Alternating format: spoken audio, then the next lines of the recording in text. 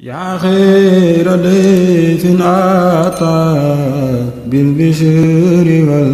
madad. asalaamaaleykum wa rahmatullah ñu ma seen ñëwaat ak yéen ci naafile yi guddug fukkeel ga ak juróom ñaar ku ca julli fukki raka ak ñaar bu jëre mu jàng ci faatiha benn yoon ak inaa anzalnaahu ak qul huwallaahu lu ci ne ñaari yoon guddug fukkeel ga ak juróom ñaar ku ca julli fukki raka ak ñaar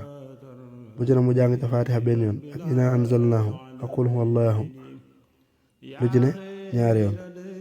des na ko ca bindal tuyaaba ju toll ne limu ki njëkk a gëm yàlla ba njëkk a mujj a gëm bu fekkee it dafa tawatoon dana wér